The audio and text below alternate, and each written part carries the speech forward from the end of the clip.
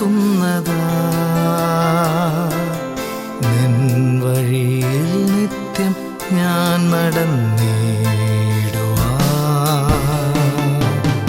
എന്നേശുവേ നീ. ദൈവനാമം വാഴ്ത്തപ്പെടുമാറാകട്ടെ. വീണ്ടും വരുന്നവനായ കർത്താവായ യേശുക്രിസ്തുവിൻ്റെ നാമത്തിൽ സ്നേഹവന്ദനം. ദൈവത്തിൻ്റെ വചനവുമായി വീണ്ടും ദൈവമക്കളോട് ഒരുമിച്ച് ആയിരിക്കുവാൻ സ്വർഗത്തിലെ ദൈവം എൻ്റെ ജീവിതത്തിൽ നൽകിയ വിലയേറിയ അവസരത്തിനായി ഞാൻ കർത്താവിന് സ്തോത്രം ചെയ്യുന്നു. നമുക്കൊരു നിമിഷം ദൈവത്തോട് പ്രാർത്ഥിക്കാം. ഞങ്ങൾ അതിവാത്സല്യമായി സ്നേഹിക്കുന്ന സ്വർഗീയ പിതാവേ, അവിടുത്തെ സന്നിധിയിൽ അബ്ബാ പിതാവേ എന്ന് വിളിച്ചുകൊണ്ട് തിരുസന്നിധിയിൽ അടുത്ത് വരുവാൻ അവിടുത്തെ പുത്രത്വത്തിൻ്റെ ആത്മാവിന് ഞങ്ങൾക്ക് നൽകിയിരിക്കാൻ നന്ദിയോടെ സ്തോത്രം ചെയ്യുന്നു. അവിടുത്തെ രക്തത്താൽ ഞങ്ങളെ വീണ്ടെടുത്തിരിക്കാൻ നന്ദിയോടെ സ്തുതിക്കുന്നു. പിതാവിൻ്റെ വലതുഭാഗത്ത് ഇന്നും ഞങ്ങൾക്ക് വേണ്ടി പക്ഷപാതം കഴിച്ചുകൊണ്ടിരിക്കുന്നതായാൽ നന്ദിയോടെ അങ്ങേ വാഴ്ത്തുന്നു, സ്തോത്രം ചെയ്യുന്നു. കർത്താവേ, അവിടുന്ന് ഞങ്ങളെ ചേർത്ത് കൊള്ളുവാൻ വീണ്ടും വരാമെന്ന് വാക്ക് നൽകിയിരിക്കാൻ നന്ദിയോടെ അങ്ങേ സ്തുതിക്കുന്നു. തിരുസന്നിധിയിലേക്ക് ഞങ്ങളേവരുമായി അടുത്തു വരികയാണ്. പരിശുദ്ധാത്മാവ് ഞങ്ങളെ സഹായിക്കണം. അവിടുത്തെ അടിപ്പിണരാലുള്ള സൗഖ്യം ഞങ്ങളുടെ ശരീരാത്മദേഹികളിൽ അവിടുന്ന് പകരുമാറാകണം. ജീവനും ചൈതന്യവും പ്രാപിച്ച് കർത്താവിൻ്റെ ഉത്തമ സാക്ഷ്യം വഹിപ്പാൻ ഞങ്ങളെ സഹായിക്കണം. യേശുവിൻ നാമത്തിൽ തന്നെ ആമേൻ. കർത്താവായ യേശുക്രിസ്തുവിനെ സ്വന്തം രക്ഷിതാവും കർത്താവുമായി സ്വീകരിപ്പാൻ പരിശുദ്ധാത്മാവ് നമുക്ക് കൃപ നൽകി. ദിനംതോറും രക്ഷിക്കപ്പെടുന്നവരെ ദൈവം ദൈവസഭയോട് ചേർത്ത് കൊണ്ടിരിക്കുന്ന ആ വലിയ പ്രക്രിയ കർത്താവ് ഇന്നും ചെയ്യുന്നു. കർത്താവിൽ വിശ്വസിക്കുകയും കർത്താവിനെ സാക്ഷ്യപ്പെടുത്തി ജീവിപ്പാൻ ഭൂമിയുടെ അറ്റത്തോളം നിങ്ങൾ എൻ്റെ സാക്ഷികളാകുവിൻ എന്നുള്ള ദൈവത്തിൻ്റെ ആ വചനം ഏറ്റുകൊണ്ട് സാക്ഷികളായി ജീവിപ്പാൻ ആഗ്രഹിക്കുന്നവരുടെയും ജീവിതത്തിൽ നിരവധി വിഷയങ്ങൾ ഉണ്ട്, നിരവധി വിഷയങ്ങളുണ്ടാകും. പരിശോധനകളുണ്ട്, കഷ്ടങ്ങളുണ്ട്, സാത്താന്യമായ പരീക്ഷകളുണ്ട്. എന്നാൽ അതിൻ്റെ എല്ലാം നടുവിൽ നാം കർത്താവിനെ മഹത്വപ്പെടുത്തി കർത്താവിനെ സാക്ഷ്യപ്പെടുത്തി ജീവിപ്പാൻ തക്കവണ്ണം നമ്മെക്കുറിച്ച് കർത്താവ് ആഗ്രഹിക്കുന്നു. അപ്പോൾ ജീവിതത്തിൽ വിവിധങ്ങളായ പരിശോധനകൾ വിശ്വാസി എന്നുള്ള നിലയ്ക്കും കർത്താവിനെ സാക്ഷ്യപ്പെടുത്തി ജീവിക്കുന്നു എന്നുള്ള നിലയിലും ദൈവമക്കൾ നേരിടേണ്ടതായിട്ട് വരും. പലപ്പോഴും പ്രശ്നങ്ങളൊന്നും തന്നെ ഞങ്ങളെ തുടരുതേ എന്നുള്ള പ്രാർത്ഥന നമുക്കേവർക്കുമുണ്ട്. എന്നാൽ ചില സന്ദർഭങ്ങളിലൊക്കെ പരിശോധനകളിലൂടെ അല്ലാതെ നമ്മുടെ വിശ്വാസം ശോധന ചെയ്യപ്പെടാൻ മറ്റു മാർഗങ്ങൾ ഇല്ല. പത്രോസ് ലേഖനം എഴുതുമ്പോൾ വ്യക്തമായി പറയുന്നു, തീയിൽ ശോധന കഴിക്കുന്നതും അഴിഞ്ഞു പോകുന്നതുമായ പൊന്നിനേക്കാൾ നിങ്ങളുടെ വിശ്വാസത്തിൻ്റെ പരിശോധന വിലയേറിയത്. അപ്പോൾ തീ പോലുള്ള വിഷയങ്ങളിലൂടെയൊക്കെ ഞാനും നിങ്ങളുമൊക്കെ കടന്നു പോകേണ്ടതായി വരും.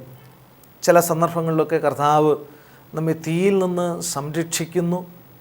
എന്നാൽ ചില സന്ദർഭങ്ങളിൽ തീ പോലുള്ള പ്രതിസന്ധികളിൽക്കുള്ളിലൂടെ നാം കടന്നു പോകുവാൻ തക്കവണ്ണം ദൈവം അനുവദിക്കുന്നു.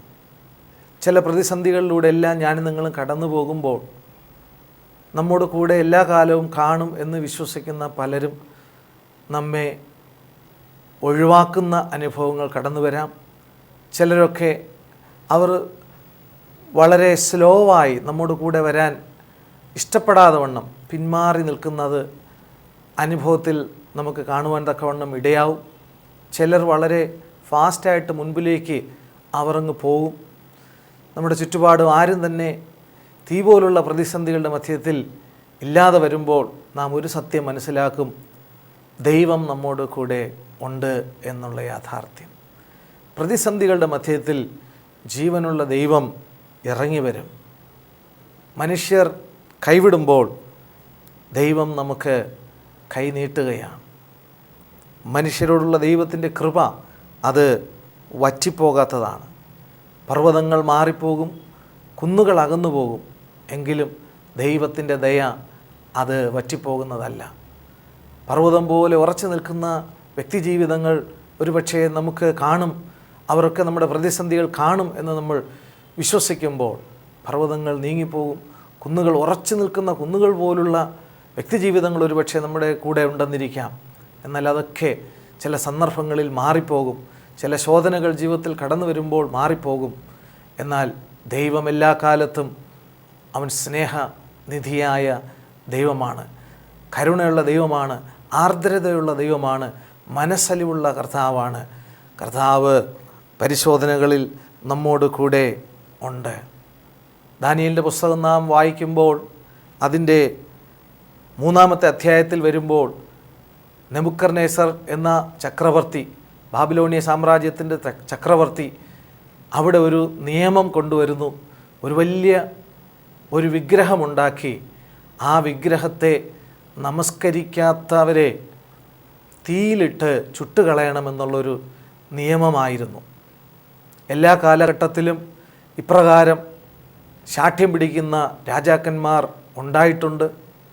അവരുടെ ജ്ഞാനമില്ലാത്ത ഹൃദയം ജീവനുള്ള ദൈവത്തെ ആരാധിക്കുന്നവരെ പോലും പരിശോധിപ്പിക്കുവാൻ പിശാച് ശക്തമായി ഉപയോഗിച്ച കാലഘട്ടങ്ങൾ നാം പിന്നിലേക്ക് നോക്കുമ്പോൾ നമുക്ക് കാണാൻ കഴിയും. എല്ലാ കാലഘട്ടത്തിലും അപ്രകാരം ദൈവത്തെ സേവിക്കുന്ന ദൈവമക്കളുടെ വിശ്വാസത്തെ ചോദ്യം ചെയ്യുന്ന രീതിയിലും അവർക്ക് കഠിനമായ പരിശോധനകൾ അഴിച്ചുവിടുകയും ചെയ്യുന്ന രാജാക്കന്മാർ ഉണ്ടായിട്ടുണ്ട്. എന്നാൽ ആ പ്രതിസന്ധികളുടെ എല്ലാം മധ്യത്തിൽ ഇറങ്ങി വരുന്ന ഒരു ദൈവത്തെക്കുറിച്ച് ഈ ദാനിയേലിൻ്റെ പുസ്തകം 3-ാമത്തെ അധ്യായം വായിക്കുമ്പോൾ നമുക്ക് കാണാനായിട്ട് കഴിയും. അവിടെ നെബൂഖദ്നേസർ ചക്രവർത്തി ഉന്നയിച്ച ആ ഒരു നിയമത്തിൽ 3 ബാലന്മാർ ശക്തമായി എതിർക്കുകയും ഞങ്ങൾ സേവിക്കുന്ന ഞങ്ങളുടെ ദൈവം ഞങ്ങളെ രക്ഷിച്ചാലും രക്ഷിച്ചില്ലെങ്കിലും രാജാവിൻ്റെ നിയമത്തിന് ഞങ്ങൾ കീഴ്പ്പെടുകയില്ല എന്ന് പറഞ്ഞ് ആ വിഗ്രഹത്തെ നമസ്കരിക്കാതെ വണ്ണം നിലകൊണ്ട 3 ബാലന്മാരെക്കുറിച്ച് നമുക്കവിടെ കാണാനായിട്ട് കഴിയും. ശദ്രക്ക്, മേശക്ക്, അബേദ്നെഗോ എന്ന 3 ബാലന്മാർ. രാജാവ് ഉടനെ തൻ്റെ സൈന്യത്തോട് കൽപ്പിച്ചു, 7 ഇരട്ടി തീ കൂട്ടണം, ഇവരെ ആ തീക്കകത്തേക്ക് വലിച്ചെറിയണം. ആ രാജകൽപ്പനയിൽ ഈ 3 ബാലന്മാരെയും കൈകാലുകളെല്ലാം ബന്ധിച്ച് ആ തീക്കുണ്ടത്തിനകത്തേക്ക് വലിച്ചെറിയുമ്പോൾ രാജാവിൻ്റെ കണ്ണിനെ വിസ്മരിക്കും തക്കവണ്ണം 4-മതൊരുവൻ ആ തീഗോളത്തിനകത്തേക്ക് പ്രത്യക്ഷമായത് രാജാവ് കാണുകയാണ്. രാജാവോടെ പറയുന്നു, 3-ാമത്തെ അധ്യായം 25-ാമത്തെ വാക്യത്തിൽ, 4 പുരുഷന്മാർ കെട്ടഴിഞ്ഞ് തീയിൽ നടക്കുന്നത് ഞാൻ കാണുന്നു. അവർക്കൊരു കേടും തട്ടിയിട്ടില്ല. 4-മത്തവൻ്റെ രൂപം ദൈവപുത്രനോട് ഒക്കുന്നു. പ്രിയമുള്ളവരെ, നാം ഓർക്കണം, നമ്മുടെ വിശ്വാസത്തിനെതിരെ ഉണ്ടാകുന്ന ശോധനകളിൽ നാം ഉറച്ചു നിൽക്കുമ്പോൾ നിശ്ചയമായും ദൈവം ഒരു ദൂതനെയല്ല അവിടേക്ക് അയക്കുന്നത്. ദൈവപുത്രൻ തന്നെ അവിടേക്ക് ഇറങ്ങി വരുന്നത് നമുക്ക് കാണുവാൻ തക്കവണ്ണം ഇടയായിത്തീരും. തീയിൽ വീഴുവാൻ അനുവദിക്കാതെ വണ്ണം തടസ്സപ്പെടുത്തുന്ന ഒരനുഭവമല്ല നമുക്കവിടെ കാണാൻ കഴിയുന്നത്. തീയിൽ വീണ ശേഷം അവരുടെ വിശ്വാസം പരിശോധിക്കപ്പെട്ട അനന്തരമാണ് ദൈവത്തിൻ്റെ മഹത്വം അവിടെ ഇറങ്ങി വന്നത്. കർത്താവ് പറഞ്ഞു, ലോകം നിങ്ങളെ പകയ്ക്കും, ലോകം നിങ്ങളെ വലിച്ചെറിയും, എന്നാൽ അവസാനത്തോളം സഹിച്ചു നിൽക്കുന്നവർ രക്ഷിക്കപ്പെടും. പത്രോസ് എഴുതിയ 1-ാം ലേഖനം 1-ാമത്തെ അധ്യായത്തിൻ്റെ 7-ാമത്തെ വാക്യം, അഴിഞ്ഞു പോകുന്നതും തീയിൽ ശോധന കഴിക്കുന്നതുമായ പൊന്നിനേക്കാൾ നിങ്ങളുടെ വിശ്വാസത്തിൻ്റെ പരിശോധന വലിയത്. പൊന്ന് അത് അഴിഞ്ഞു പോകുന്നതാണ്, ഈ ലോകം കൊണ്ട് അവസാനിക്കുന്നതാണ്. എന്നാൽ ഈ ലോകം കൊണ്ട് അവസാനിക്കാത്ത ആത്മാവിൻ്റെ നിത്യത തിരഞ്ഞെടുക്കുന്നത് നമ്മുടെ വിശ്വാസമാണ്. എന്നാൽ ആ വിശ്വാസം പൊന്നിനേക്കാൾ വിലയേറിയത്. പൊന്ന് ഈ ലോകം കൊണ്ട് അവസാനിക്കുമ്പോൾ ആത്മാവ് ഈ ലോകം കൊണ്ട് അവസാനിക്കുന്നതല്ല, അത് നിത്യതയിൽ എത്തിച്ചേരുന്നതാകയാൽ നമ്മുടെ വിശ്വാസം തീ പോലുള്ള പരിശോധനകളിലൂടെ ദൈവം നമ്മെ കടത്തിവിടും. എന്നാൽ ഏക സത്യദൈവത്തെയും അവൻ്റെ പുത്രനായ ക്രിസ്തുവിനെ വിശ്വസിക്കുകയും തള്ളിപ്പറയാതെ വണ്ണം പ്രതികൂലങ്ങളുടെ മധ്യത്തിൽ നാം കടന്നു പോകുമ്പോൾ ദൈവത്തിൻ്റെ മഹത്വം അവിടെ വെളിപ്പെടുവാൻ തക്കവണ്ണം ഇടയായിത്തീരും. നാം കഷ്ടതയിലാകുമ്പോൾ ദൈവം അതിൻ്റെ മധ്യത്തിലേക്ക് ഇറങ്ങി വന്ന് മഹത്വമെടുക്കുവാൻ തക്കവണ്ണം ആഗ്രഹിക്കുന്നു. ശിഷ്യന്മാരും പലവട്ടം ഭയത്തോടുകൂടിയായിരിക്കുമ്പോൾ കർത്താവ് അവരുടെ മധ്യയിലേക്ക് ഇറങ്ങി വരുന്നു. പ്രതിസന്ധിയുടെ മധ്യയിലേക്ക് ഇറങ്ങി വരുന്ന ജീവനുള്ള ഒരു ദൈവമാണ് നമ്മുടെ കർത്താവ്. 3-ാം അധ്യായം അതിൻ്റെ 21-ാമത്തെ വാക്യത്തിൽ നോക്കുമ്പോൾ അവിടെ അവർ കെട്ടപ്പെട്ടിരുന്ന കെട്ടുകൾ അഴിഞ്ഞതായിട്ട് അവിടെ കാണുന്നുണ്ട്. പ്രിയമുള്ളവരെ, നമ്മുടെ ജീവിതത്തിൽ എന്തുകൊണ്ടാണ് തീ പോലുള്ള പരിശോധനകൾ കടന്നു വരുന്നത്? ചില ബന്ധനങ്ങൾ അഴിയേണ്ടതായിട്ടുണ്ട്, ചില കെട്ടുകൾ അഴിഞ്ഞു പോകേണ്ടതായിട്ടുണ്ട്. തീക്കകത്തൂടെ കടത്തിവിടുമ്പോൾ ജീവിതത്തിൽ മുറുകെ പിടിച്ചിരിക്കുന്ന പാപം, ശാപം, ചില രോഗങ്ങളാകട്ടെ, പാരമ്പര്യമാകട്ടെ, നമ്മളിലുള്ള സ്വാർത്ഥ താല്പര്യങ്ങൾ, ഇങ്ങനെ തുടങ്ങിയുള്ള കെട്ടുകൾ, ഇതെല്ലാം പൈശാചികമായ ബന്ധനങ്ങളാണ്. തീ പോലുള്ള പരിശോധനകൾ ജീവിതത്തിൽ കടന്നു വരുമ്പോൾ അപ്രകാരമുള്ള കെട്ടുകൾ അഴിയും. കത്തിച്ച് കളയുവാൻ കഴിയുന്ന സകല കാര്യത്തെയും തീ കത്തിച്ച് കളയുന്നു. എന്നാൽ കത്തിപ്പോകാത്തതിനെ ഉരുക്കി അതിൻ്റെ കീടം മാറ്റി പൊന്നുപോലെ തീ ശോധന ചെയ്യുന്നതുമാണ്. ദൈവമക്കളുടെ ജീവിതത്തിൽ ആവശ്യമില്ലാത്ത സകലതും കത്തിപ്പോകേണ്ട ആവശ്യമുണ്ട്. നമ്മുടെ വിശ്വാസം പൊന്നുപോലെ ശോധന ചെയ്യപ്പെട്ട് അത് പുറത്തേക്ക് വെളിപ്പെടുന്നതും അത് ദൈവമഹത്വത്തിന് വേണ്ടിയിട്ടുള്ളതാണെന്ന് ദൈവമക്കൾ അറിയേണ്ടുന്നതാണ്. ഇസ്രായേൽ ജനം മിസ്രൈം അടിമത്തത്തിലായിരിക്കുമ്പോൾ ഫറവോനാൽ അവർ വീർപ്പ് മുട്ടി അവർ ദൈവസന്നിധിയിൽ നിലവിളിച്ചപ്പോൾ കർത്താവ് അവരുടെ മധ്യയിലേക്ക് ഇറങ്ങി വരുന്നു.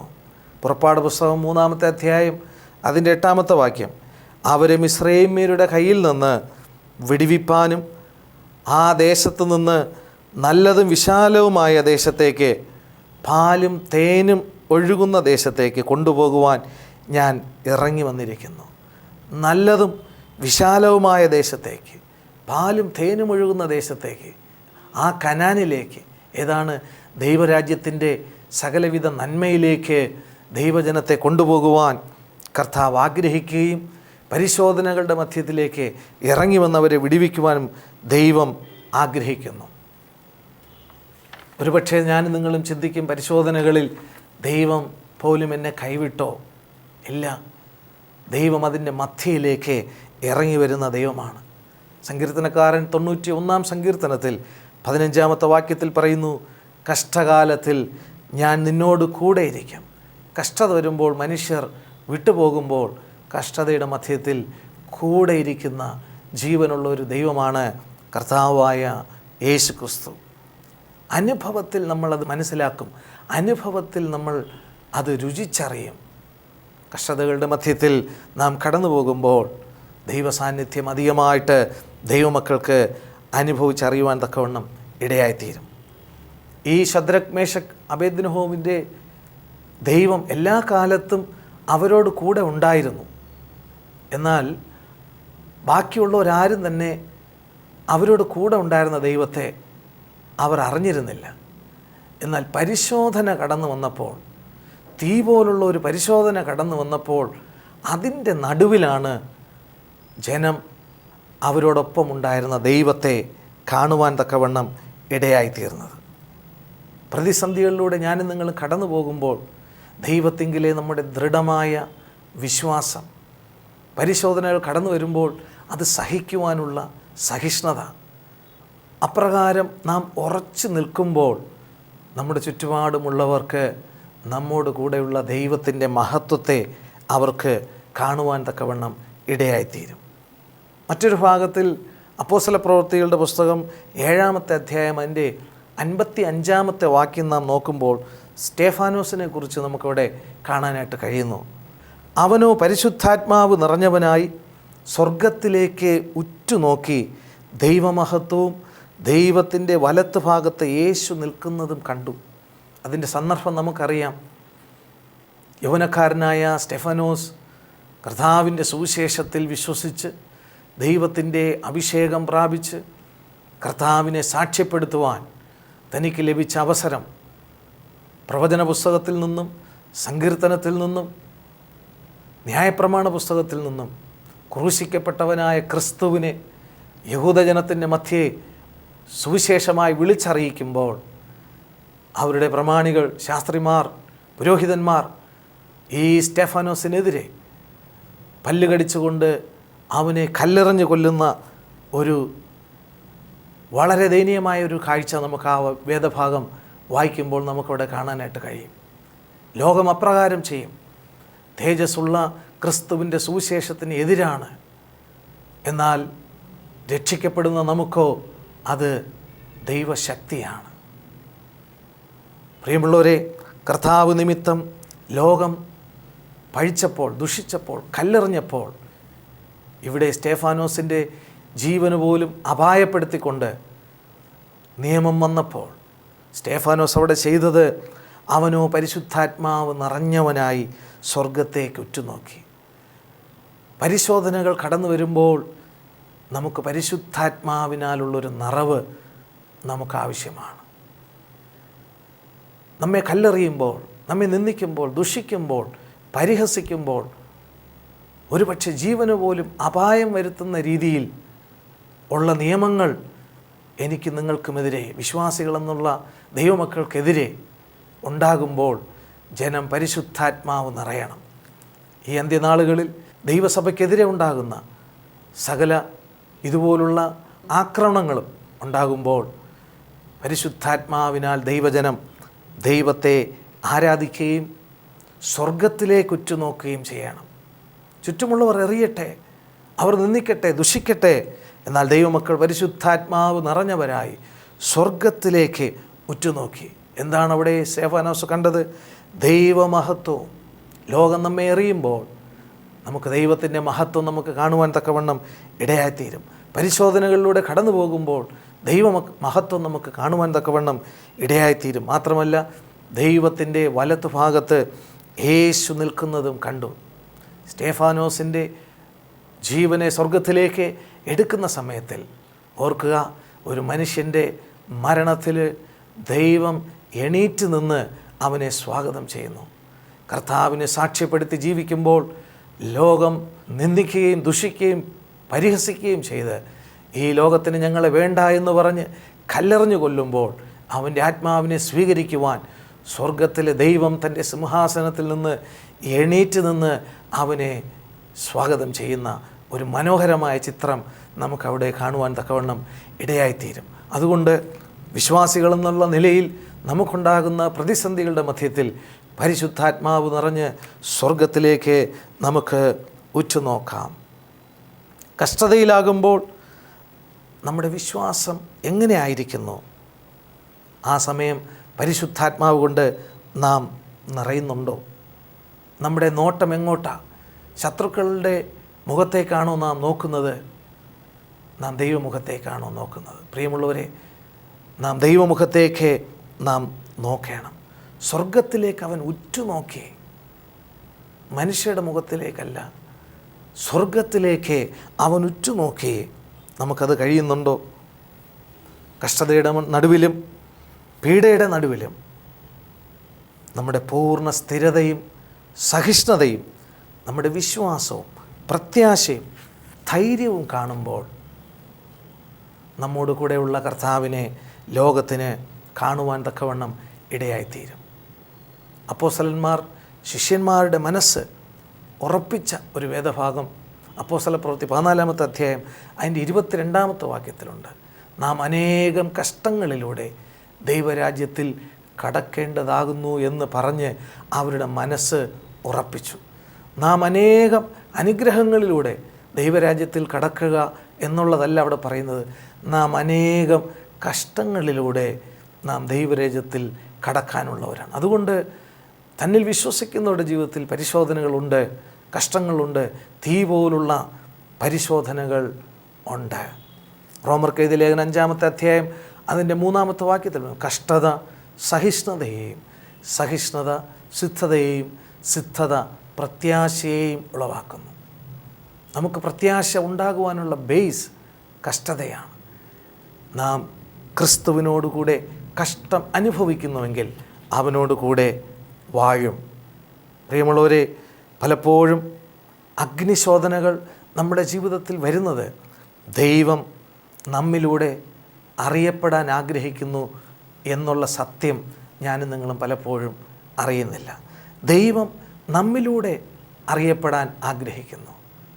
ഭൂമിയിൽ ദൈവം മനുഷ്യരിലൂടെ അറിയുവാൻ ദൈവം ആഗ്രഹിക്കുന്നു.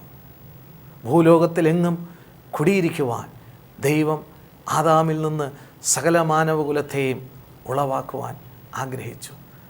ദൈവം മറ്റു യാതൊന്നിലും വസിക്കുന്നില്ല. ദൈവം വസിക്കുന്നത് ജീവനുള്ള മനുഷ്യരിലത്രേ. യേശുവിനെ സ്വന്തം രക്ഷിതാവും കർത്താവുമായി സ്വീകരിക്കുമ്പോൾ കർത്താവ് അവരിൽ വസിക്കുന്നു. നമ്മിലൂടെ ദൈവം അറിയപ്പെടാൻ ആഗ്രഹിക്കുന്നു. എപ്പോഴാണ് നമ്മിലൂടെ ദൈവം അറിയപ്പെടുന്നത്? പ്രതിസന്ധികളിലും പരിശോധനകളിലും കഷ്ടങ്ങളിലും ദൃഢമായ വിശ്വാസം, ദീർഘക്ഷമയും സഹിഷ്ണുതയൊക്കെ നമ്മുടെ ജീവിതത്തിൽ വെളിപ്പെടുമ്പോൾ നമ്മിലൂടെ ഈ വ്യക്തിയുടെ ദൈവമാണ് ഞാനെന്നറിയപ്പെടുവാൻ കർത്താവ് ആഗ്രഹിക്കുന്നത്. അതുകൊണ്ടാണ് ദൈവം ദൈവത്തെക്കുറിച്ച് തന്നെ പരിചയപ്പെടുത്തുമ്പോൾ പറയുന്നത്, ഞാൻ അബ്രഹാമിൻ്റെ ദൈവമാണ്, ഞാൻ ഇസഹാക്കിൻ്റെ ദൈവമാണ്, ഞാൻ യാക്കോബിൻ്റെ ദൈവമാണ്. എൻ്റെയും നിങ്ങളുടെയും ജീവിതത്തിലൂടെയും അപ്രകാരം നാം ആയിരിക്കുന്ന ദേശത്തിൽ, നാം ആയിരിക്കുന്ന പട്ടണത്തിൽ ഇന്ന ആളിൻ്റെ ദൈവമാണ് ഞാൻ എന്ന് അറിയപ്പെടുവാൻ ആഗ്രഹിക്കുന്ന ഒരു ദൈവം. അപ്രകാരം ദൈവം തിരഞ്ഞെടുത്തവരുടെ ജീവിതത്തിൽ നിരവധി ശോധനകൾ ഉണ്ടാകും. ശോധനകൾ നമ്മെ ശുദ്ധീകരിക്കുന്നതും ശോധനകൾ നമ്മിലെ ക്രിസ്തുവിനെ നമ്മിൽ വെളിപ്പെടുത്തുന്നതും ആകുന്നു. ശോധനകൾ നമ്മെ തന്നെ ശുദ്ധീകരിക്കുന്നു, നമ്മിലെ ക്രിസ്തുവിനെ മറ്റുള്ളവർക്ക് വെളിപ്പെടുത്തുന്നു. ബാലന്മാർ അവരുടെ വിശ്വാസം ത്യജിക്കാതെ അഗ്നിശോധനയുടെ മധ്യത്തിൽ അവർ തങ്ങൾ സേവിച്ച ദൈവത്തെ മറ്റുള്ളവർക്ക് വെളിപ്പെടുത്തി കൊടുക്കുന്നു. പ്രിയമുള്ളവരെ, ദൈവത്തെങ്കിലെ വിശ്വാസം നിമിത്തം, കർത്താവിനെ രക്ഷിതാവും കർത്താവുമായി സ്വീകരിച്ച നിമിത്തം, ഈ നിത്യരക്ഷയെ നാം അറിയിക്കുന്നത് നിമിത്തം നമുക്കെതിരെ ഉണ്ടാകുന്ന സകല തീ പോലുള്ള ശോധനകളുടെ മധ്യത്തിൽ ദൈവത്തിൻ്റെ ജീവൻ്റെ വെളിച്ചവും മഹത്വവും നമ്മിൽ നിന്ന് വെളിപ്പെടുവാൻ നമ്മെക്കുറിച്ച് ദൈവം ആഗ്രഹിക്കുന്നു. അതുകൊണ്ട് നാമും വിശ്വാസം ത്യജിക്കാതെ, ശോധനകളിൽ തളരാതെ ഈ ലോകത്തിന് യേശുവിനെ കാണിച്ചു കൊടുക്കുന്നവരായി നമ്മുടെ ജീവിതങ്ങൾ ദൈവസന്നിധിയിൽ നമുക്ക് സമർപ്പിച്ചു കൊടുക്കാം. ബാലന്മാർ ദൈവമക്കളാണ് എന്ന് രാജാവ് ഗ്രഹിച്ചത് അവർ തീക്കകത്ത് അകപ്പെട്ടപ്പോൾ മാത്രമാണ്. നമ്മുടെ കഷ്ടദിവസങ്ങളിൽ നമ്മെ വിടുവിക്കുന്ന ആ ദൈവത്തിൻ്റെ സ്നേഹം, ആ ദൈവത്തിൻ്റെ സാന്നിധ്യം, ആ ദൈവത്തിൻ്റെ കരുതൽ, സംരക്ഷണം, ഇതൊക്കെ നമ്മുടെ ജീവിതത്തിൽ നാം അനുഭവിക്കുമ്പോൾ ദൈവം നമ്മോട് കൂടെ ഉണ്ട് എന്ന് മറ്റുള്ളവർ ഗ്രഹിക്കുകയാണ്. കഷ്ടകാലത്തിൽ ഞാൻ നിന്നോട് കൂടെ ഇരിക്കുന്ന ദൈവം. മറ്റുള്ളവർ വിട്ടിട്ട് പോകുമ്പോൾ ദൈവം നമ്മോട് കൂടെ ഇരിക്കുന്നു. 3-ാമത്തെ അധ്യായം അതിൻ്റെ 27-ാമത്തെ വാക്യം വായിക്കുമ്പോൾ അവിടെ ഇങ്ങനെ വായിക്കുന്നു: ശദ്രക്കും മേശക്കും അബേദ്നെഗോവും തീയിൽ നിന്ന് പുറത്തു വന്നു. പ്രധാന ദേശാധിപതിമാരും സ്ഥാനാപതിമാരും ദേശാധിപതിമാരും രാജമന്ത്രിമാരും വന്നുകൂടി ആ പുരുഷന്മാരുടെ ദേഹത്തിന് തീ പിടിക്കാതെയും അവരുടെ തലമുടി കരിയാതെയും കാൽച്ചട്ടയ്ക്ക് കേട് പറ്റാതെയും അവർക്ക് തീയുടെ മണം പോലും തട്ടാതെയും ഇരിക്കുന്നത് കണ്ടു. ഒരുപക്ഷെ ജീവിതത്തിൽ നേരിടുന്ന തീ പോലുള്ളൊരു പരിശോധനയിൽ ആ തീ നമ്മെ ദഹിപ്പിച്ച് കളയുമെന്ന് പോലും പലപ്പോഴും ഞാൻ നിങ്ങളും ചിന്തിച്ചിട്ടില്ലേ? എന്നാൽ തീയുടെ മധ്യത്തിൽ ദൈവം അവർക്ക് കൊടുത്ത വിടുതൽ കണ്ടോ? അവരുടെ വസ്ത്രമോ കാൽച്ചട്ടയോ അവരുടെ തലയിലൊരു രോമം പോലും, തീയുടെ ഗന്ധം പോലും അടിക്കാതെ വണ്ണം അവരതിൽ നിന്ന് സംരക്ഷിച്ച ജീവനുള്ള ദൈവം. ചില സന്ദർഭങ്ങൾ ദൈവം തീയിൽ വീഴാതെ വണ്ണം പ്രൊട്ടക്റ്റ് ചെയ്യും. എന്നാൽ ചില സന്ദർഭങ്ങളിൽ തീക്കകത്തൂടെ കടത്തിവിട്ട് പൊന്നുപോലെ ദൈവം പുറത്ത് കൊണ്ടുവരും. ലൂക്കോസ് എഴുതിയ സുവിശേഷം 12-ാമത്തെ അധ്യായം അതിൻ്റെ 7-ാമത്തെ വാക്യത്തിൽ നിങ്ങളുടെ തലയിലെ മുടി പോലും എല്ലാം എണ്ണപ്പെട്ടിരിക്കുന്നു, ആകയാൽ ഭയപ്പെടണ്ട. 21-ാമത്തെ അധ്യായം അതിൻ്റെ 17-18 വാക്യത്തിൽ ഇങ്ങനെ പറയുന്നു: എൻ്റെ നാമനിമിത്തം എല്ലാവരും നിങ്ങളെ പകയ്ക്കും, നിങ്ങളുടെ തലയിലെ ഒരു രോമം പോലും നശിച്ചു പോകയില്ലതാനും. നിങ്ങൾ ക്ഷമ കൊണ്ട് നിങ്ങളുടെ പ്രാണനെ നേടും. അവിടെ എടുത്ത് പറഞ്ഞിരിക്കുന്ന ആ കാര്യം ശ്രദ്ധിക്കുക. നിങ്ങളുടെ ക്ഷമ കൊണ്ട് നിങ്ങളുടെ പ്രാണനെ നേടും. പരിശോധനകളിൽ ദൈവമക്കൾക്ക് ആവശ്യം ക്ഷമയാണ്. സ്ഥിരത നമുക്കാവശ്യമാണ്. സഹിഷ്ണുത, സഹിക്കുവാനുള്ള കൃപ നമുക്കാവശ്യമാണ്. 121-ാം സങ്കീർത്തനം 7-ാമത്തെ വാക്യത്തിൽ പറയുന്നു: യഹോവ ഒരു ദോഷവും തട്ടാതെ വണ്ണം നിന്നെ പരിപാലിക്കും. വീണ്ടും യെശയ്യാ പ്രവാചകൻ്റെ പുസ്തകം 43-ാമത്തെ അധ്യായം 2-ാമത്തെ വാക്യത്തിൽ ഇങ്ങനെ പറയുന്നു: നീ വെള്ളത്തിലൂടെ കടക്കുമ്പോൾ ഞാൻ നിന്നോട് കൂടെയിരിക്കും. വെള്ളത്തിലൂടെ കടക്കേണ്ടി വരും, എന്നാൽ ഞാൻ നിന്നോട് കൂടെ ഇരിക്കും. നീ നദികളിലൂടെ കടക്കുമ്പോൾ അവ നിൻ്റെ മീതെ കവിയുകയില്ല. ഒരുപക്ഷെ മൂക്കിൻ്റെ അറ്റത്തോളം വെള്ളം നിറഞ്ഞു നിന്നിരിക്കാം, എന്നാൽ അത് മുക്കിക്കളയുകയില്ലെന്ന് വളരെ വ്യക്തമായി വചനം പറയുന്നു. നാം വിശ്വസിക്കുമെങ്കിൽ നിശ്ചയമായും നാം നദികളിലൂടെ കടന്നു പോകുമ്പോൾ അവ നിൻ്റെ മീതെ കവിയുകയില്ല. നീ തീയിൽ കൂടി നടന്നാൽ വെന്തു പോകുകയില്ല. തീയുടെ പുറത്തൂടെ പോകണമെന്നാൽ തീയിൽ കൂടെ നടന്നാൽ നടക്കേണ്ടുന്നതായ ചില അനുഭവങ്ങൾ ജീവിതത്തിൽ നമുക്ക് വന്നെന്നിരിക്കാം. എന്നാൽ അതിൻ്റെ ഉള്ളിലൂടെ എല്ലാം നടന്നു പോകുമ്പോഴും നമ്മെ സംരക്ഷിക്കുന്ന ഒരു ദൈവം. നീ വെന്തു പോകയില്ലെന്ന് ദൈവത്തിൻ്റെ വചനം. അഗ്നിജ്വാല നിന്നെ ദഹിപ്പിച്ച് കളയുകയില്ല. ഈ ബാലന്മാരെ ദഹിപ്പിക്കാതെ സംരക്ഷിച്ച ദൈവത്തെയാണ് ഞാനും നിങ്ങളും സേവിക്കുന്നത്. നിൻ്റെ ദൈവവും ഇസ്രായേലിൻ്റെ പരിശുദ്ധനുമായ യഹോവ എന്ന ഞാൻ നിൻ്റെ രക്ഷകൻ ആകുന്നു. അതുകൊണ്ടാണ് റോമർക്കെഴുതിയ ലേഖനത്തിലെ 8-ാമത്തെ അധ്യായം അതിൻ്റെ 35 തുടങ്ങിയുള്ള വാക്യങ്ങൾ ഇങ്ങനെ പറയുന്നു: ക്രിസ്തുവിൻ്റെ സ്നേഹത്തിൽ നിന്ന് നമ്മെ വേർപിരിക്കുന്നതാർ? കഷ്ടതയോ സങ്കടമോ ഉപദ്രവമോ പട്ടിണിയോ നഗ്നതയോ ആപത്തോ വാളോ, ഇതിലൊക്കെയും നാം പൂർണ്ണ ജയം പ്രാപിക്കുന്നു. 38-ാമത്തെ വാക്യത്തിൽ മരണത്തിനോ ജീവനോ ദൂതന്മാർക്കോ വാഴ്ചകൾക്കോ അധികാരങ്ങൾക്കോ ഇപ്പോഴുള്ളതിനോ വരുവാനുള്ളതിനോ ഉയരത്തിനോ ആഴത്തിനോ മറ്റ് യാതൊരു സൃഷ്ടിക്കും നമ്മുടെ കർത്താവായ യേശുക്രിസ്തുവിലുള്ള ദൈവസ്നേഹത്തിൽ നിന്ന് നമ്മെ വേർപിരിപ്പാൻ കഴിയുകയില്ല എന്ന് ഞാൻ ഉറച്ചിരിക്കുന്നു. ഇപ്പോൾ ചില പ്രതിസന്ധികളുണ്ട്, ഇനിയും ചില കാര്യങ്ങൾ വരാനുണ്ട്. ഇപ്പോൾ കടന്നു പോകുന്ന വിഷയങ്ങളാകട്ടെ, ഇനി വരാനുള്ള വിഷയങ്ങളാകട്ടെ, ദൈവത്തോടുള്ള സ്നേഹത്തിൽ നിന്ന് നമ്മെ വേർപെടുത്തുവാൻ കഴിവുള്ളതല്ല. അതുകൊണ്ട് ദൈവത്തിങ്കിലെ വിശ്വാസം, ദൈവത്തിങ്കിലെ വിശ്വാസത്തിലൂടെ നമ്മിൽ വെളിപ്പെടുന്ന സഹിഷ്ണുത, പ്രതികൂലങ്ങളിൽ സഹിഷ്ണുതയുള്ളവരായി കർത്താവിൻ്റെ നാമത്തെ നമുക്ക് മഹത്വപ്പെടുത്താം. അവിടെ നമുക്ക് കാണാൻ കഴിയുന്ന വളരെ മനോഹരമായൊരു കാര്യം, നിങ്ങളെ എൻ്റെ കയ്യിൽ നിന്ന് വിടുവിപ്പാൻ ഏത് ദേവന് ശക്തിയുണ്ട് എന്ന് ചോദിച്ച ആ രാജാവ് നിമിഷങ്ങൾക്കകം ബാലന്മാരുടെ ദൈവം വാഴ്ത്തപ്പെടുമാറാകട്ടെ എന്ന് വിളംബരം ചെയ്യുന്നു. പ്രതിസന്ധികളിലും പരിശോധനകളിലും നാം വിശ്വാസം കൈവിടാതെ ദീർഘക്ഷമയോടെ നാം കടന്നു പോകുമ്പോൾ ഞാനും നിങ്ങളും സേവിക്കുന്ന ദൈവം ജീവനുള്ള ദൈവമാണെന്ന് ലോകം അറിയും. അതിന് ദൈവം നമ്മേവരെയും സഹായിക്കുമാറാകട്ടെ. സകല കഷ്ടത്തിൽ നിന്നും ദൈവം നമ്മെ വിടുവിക്കുകയും സകല പരിശോധനകളിലും ദൈവം നമ്മോട് കൂടെ ഇരിക്കുകയും ചെയ്യുമാറാകട്ടെ. ആമേൻ.